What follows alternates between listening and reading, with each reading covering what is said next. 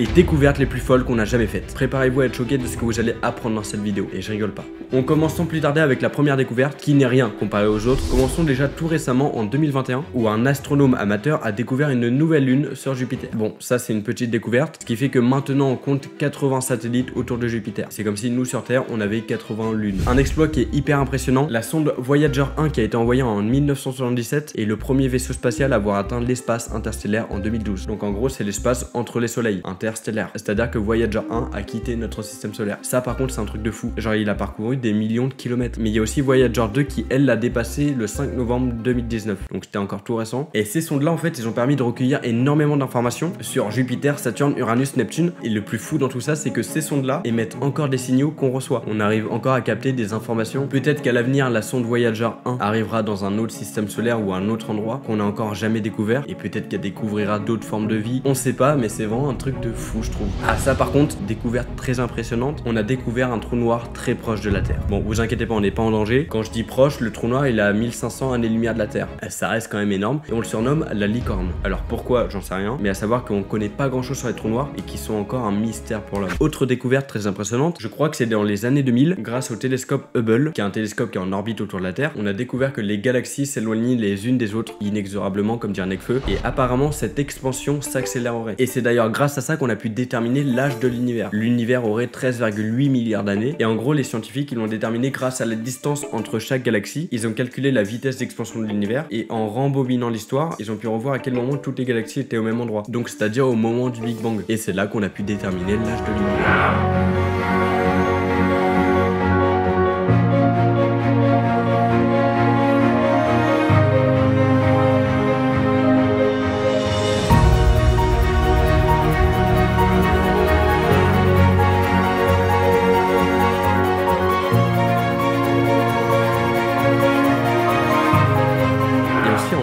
Attention, grâce au rover Curiosity, qui est un rover qui a été envoyé sur Mars, on avait pu découvrir qu'il y avait de l'eau sur Mars. Et d'ailleurs en 2018, donc c'est encore tout récent, au moment où on avait gagné la Coupe du Monde, on a découvert qu'au pôle sud de Mars, il y avait possiblement des réservoirs d'eau liquide. Alors ça, c'est un truc de taré aussi. S'il y a de l'eau liquide, il y a peut-être de la vie. Et imaginez, il y a de la vie sur Mars. Bon, dans tous les cas, on est persuadé que c'est pas des dinosaures qui sont sur Mars, sinon je pense qu'on les aurait déjà peut-être aperçus, avec toutes les sondes ou les robots qui y sont allés. Mais s'il y a de la vie, bah ce serait sous forme de bactéries déjà. Et c'est déjà pas mal sur une autre planète, c'est un truc de fou. Grâce au télescope Kepler, qui est un télescope qui est en orbite autour de la Terre, entre 2009 et 2018, on a pu découvrir 2600 exoplanètes. Donc en gros, c'est des planètes qui sont semblables à la Terre, mais attention, ça veut pas dire qu'elles sont forcément propices à la vie. Par exemple, une planète de lave peut être une exoplanète, mais peut-être que dans ces 2600 exoplanètes, et bah il y en a peut-être une qui abrite la vie. Ça, pour le coup, on le sait pas. En 2014, l'ESA, l'Agence spatiale européenne, a réussi pour la première fois à poser une sonde sur une comète. Donc c'est l'atterrisseur qui s'appelle Philae, et découverte qui est incroyable. Cet atterrisseur a découvert une surface glacée sur la comète. Bon, après le con, il est passé en mode hibernation, puis après on a plus de news de lui, un petit peu comme mon ex quand c'est barré.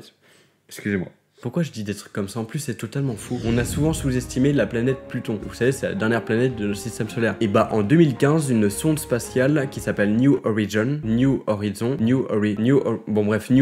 Et bah, cette sonde a étudié la planète et a pris des images qui n'avaient jamais été prises auparavant. Et bah, on a découvert qu'il y avait des montagnes glacées qui étaient gigantesques et que cette planète était très énergique. Donc, au vu de cette énergie, elle serait peut-être assez chaude pour faire fondre cette glace et avoir de l'eau liquide. Bon, on parle d'eau liquide évidemment dans des réservoirs souterrains. Et peut-être donc de la vie sur Pluton. Proxima b. Alors ça, c'est une découverte plutôt intéressante. C'est une planète qui est située à 4,25 années-lumière de chez nous. Et cette planète pourrait bien abriter la vie. Tout simplement parce qu'il y aurait peut-être de l'eau liquide là-bas. Bon, on sait pas c'est quelle forme de vie qu'il y a là-bas, ou même s'il y en a, mais il y en a peut-être. On sait pas. En 2019, pour la première fois, on obtient l'image d'un trou noir. Vous l'avez peut-être déjà vu, c'est cette image-là. Et bah, ce trou noir serait situé à 50 années-lumière de la Terre. Il faut savoir qu'en fait, on n'avait jamais vu un trou noir auparavant. Et c'est tout simplement le phénomène le plus mystérieux de notre univers. Et dites-vous que juste pour prendre cette photo-là, il a fallu 200 scientifiques et utiliser des observatoires du monde entier. Bref, c'est tout simplement énorme. Petite anecdote qui a permis de découvrir quelque chose de fou dans notre univers. Le scientifique Robert Williams a braqué le télescope Hubble, qui est un télescope qui est en orbite autour de la Terre, vers la zone la plus noire de notre ciel. Et ça, c'était en 1995. Il a braqué ce télescope pendant 10 jours et donc il a pu faire 342 photos pour obtenir une seule image. Et après traitement, on obtient cette photo-là. Et dans cette même photo, on dénombre plus de 3000 objets stellaires. Et c'est quasi tous des galaxies. Et dites-vous que la zone qu'a pointé Hubble, ça représente 1 1 sur 30 millionième du ciel. Imaginez-vous ça sur l'ensemble du ciel, c'est tout simplement énorme. Et donc on peut en déduire qu'il y a des millions et des millions et des millions de galaxies. Et le truc qui est fou, c'est que dans chacune des galaxies, il y a des millions et des millions et des millions d'étoiles, voire peut-être des milliards. Et donc parmi toutes ces étoiles-là, il y a peut-être une planète qui est en orbite autour d'elle, qui possiblement abrite la vie. Ou peut-être même se trouvent des êtres vivants quand eux ils regardent le ciel, et ben ils se demandent s'ils sont seuls dans l'univers. Genre c'est un petit peu comme nous, je trouve c'est incroyable de savoir ça. Dites-moi vos théories en commentaire, mais pour moi c'est impossible avec toutes ces étoiles-là, toutes ces planètes-là, qu'on soit tout seul dans l'univers. N'oubliez pas votre gros pouce bleu Tar Jupiter, et évidemment de me suivre sur Instagram. Si vous voulez débattre de toutes les théories, etc., c'est dans le Discord ici, on pourra discuter tout ce que vous voulez. Merci d'avoir suivi cette vidéo, et moi j'ai qu'une seule chose à vous dire. Allez, salut!